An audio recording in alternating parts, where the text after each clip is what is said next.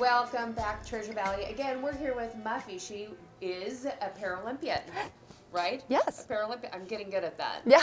And I think it's really important that we all understand that Paralympian, they actually parallel the Olympics. Is that yes, correct? that's what it stands for. Paralympian is parallel to the Olympics. So. Own separate movement. I just Yes. learned that. Okay, Yep. so coming back, right before we went to break, we were talking about you made it to 2002 with the with skiing. Yep. And then you took a little bit of a hiatus. Well, I fully retired.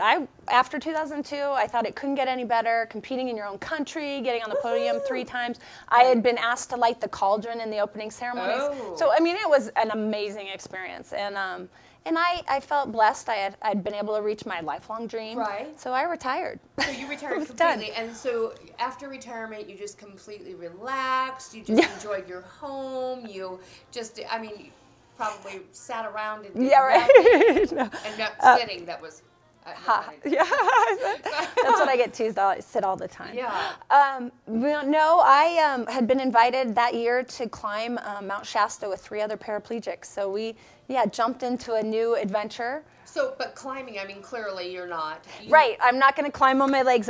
There was this amazing guy, Peter Ricci, and he built this piece of equipment called a snow pod. Mm-hmm. He had been a mountaineer, had an accident.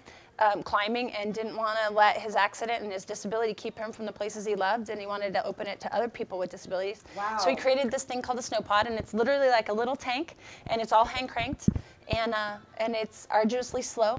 So, but you all got into this? Or We all, each had our own pod, our own little snow pod. How long did it take? 5.5 days. We climbed for 10 hours at night. You climb at night because the snow was the hardest then. So you didn't like do it, okay, but you didn't do it in the summertime. We did it in May. So end of May, because we're high. It's 14,162 feet tall. There's snow year round. Yeah, exactly. Well, I got every foot of that in, so I am. Let me tell you, I am right on it. But no, it was probably the hardest thing I've ever done. Like, but you did it physically, emotionally, and all of that. There's a lot of people who are 2 able-bodied legs cannot do that.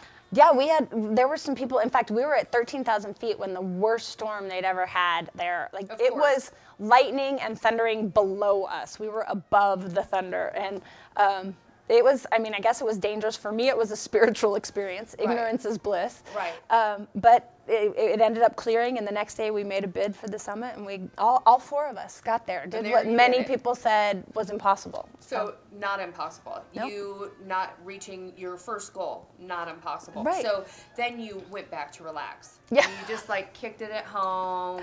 No, then I got married. I met my husband, and actually I'd met him before the games, but we had been dating. But we got married in 2004. Yeah, I heard tell that you're quite the little flirt.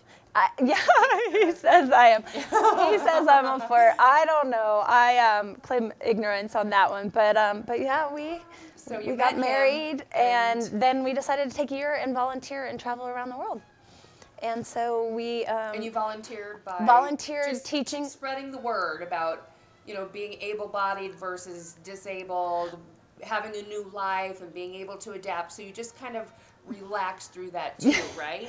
Part of it was that. I mean, we definitely had fun, but we taught sports and recreation. I mean, my husband, Jeff, is a recreation therapist, and so he teaches sport to people with disabilities. So we found organizations, mostly in developing countries, in Africa, in Turkey, in Thailand, Sri Lanka too, and got to go meet people with disabilities and teach them what's possible and what the options are out there in sports and recreation. And my passion, that's my passion, recreating and playing. And, I feel blessed that I can still do this, so I want to be able to share that with people that may not know what's possible. Oh my gosh. Well, I know, and I was sharing with you before that, I grew up with my aunt who was a quadriplegic, my uncle who was a paraplegic, so for me to have this conversation with you is the most natural thing ever. Right. For us to joke the way we're part of a clique.